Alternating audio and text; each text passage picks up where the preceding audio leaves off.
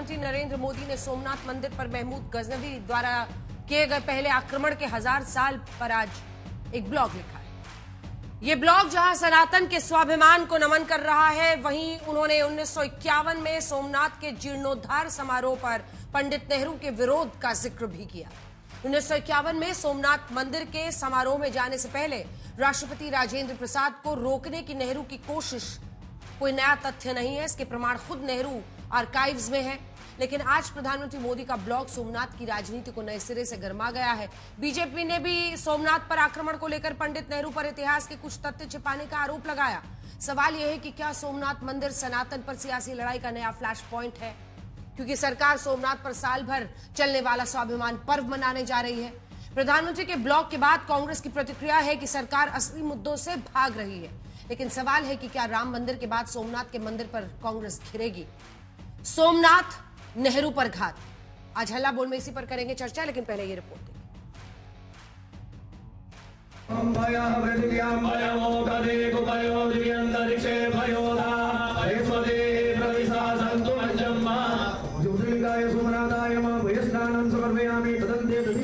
1026 में 1000 वर्ष पहले सोमनाथ पर हुए पहले आक्रमण वहां के लोगों के साथ की गई क्रूरता और विध्वंस का वर्णन अनेक ऐतिहासिक स्रोतों में विस्तार से मिलता है। जब इन्हें पढ़ा जाता है तो हृदय कांप उठता है। साल 2026 सोमनाथ मंदिर पर 1000 साल पहले महमूद गजनवी के आक्रमण के घाव ताजा कर गया है।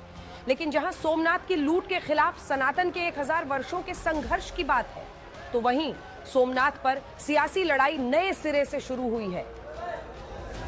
प्रधानमंत्री नरेंद्र मोदी ने अपने ब्लॉग में उन आरोपों को नए सिरे से दोहराया है कि पहले प्रधानमंत्री पंडित नेहरू सोमनाथ के जीर्णोद्धार के सरकारी प्रयासों के खिलाफ थे। 11 मई 1951 को सोमनाथ में भव्य मंदिर के द्वार श्रद्धालुओं के लिए खोल दिए गए। उस अवसर पर तत्कालीन राष्ट्रपति डॉक्टर राजेंद्र प्रसाद उपस्थित थे। महान सरदार साहब इस ऐतिहासिक दिन को देखने के लिए जीवित नहीं थे, लेकिन उनका सपना राष्ट्र के सामने साकार होकर भव्य रूप में उपस्थित था।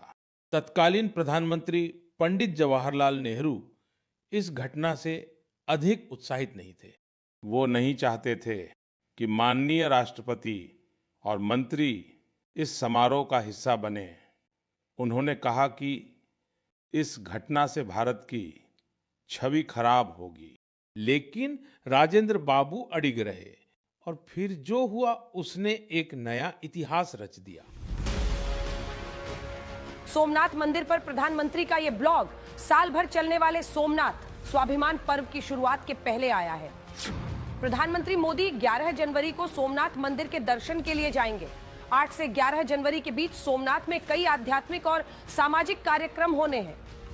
सोमनाथ मंदिर के बहाने कांग्रेस पर बीजेपी के सियासी निशाने नए नहीं हैं, लेकिन जब सोमनाथ मंदिर पर आक्रमण के 1000 साल होने पर प्रधानमंत्री मोदी ने अपने ब्लॉग के जरिए पंडित नेहरू की भूमिका की बात की, तो बीजेपी इतिहास का ये चैप्टर भी खोल बैठी। इतिहास में पढ़ाया जाता है कि साहब जो कुछ मोहम्मद गजनी ने किया सोमनाथ पे, वो तो केवल पैसा लूटने के लिए किया था। उसका कोई धार्मिक भावना से लेना देना नहीं था।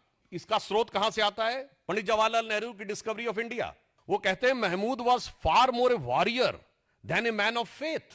यानी वो कोई धार्मिक उन्मादी नहीं था, वो तो पैसा कमाने के लिए आया था और उसके लिए भारत में आकर सिर्फ पैसा प्राप्त करना ही उसका उद्देश्य था। यह सारी थ्योरी डिमोलिश्ड जो उसी में लिखी हुई है, मगर इतिहास को कैसा डिस्टॉर्ट किया गया।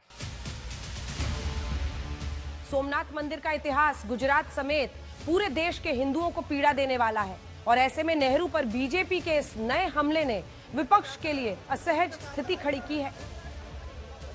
इसका जवाब तो हमारी नेता प्रियंका गांधी जी ने लोकसभा में उस दिन दिया कि ये टुकड़े टुकड़ों में आप जो नेहरू जी को याद करते हैं, उसकी बजाय 1 दिन, 2 दिन, 3 दिन आप लोकसभा में चर्चा कर लीजिए।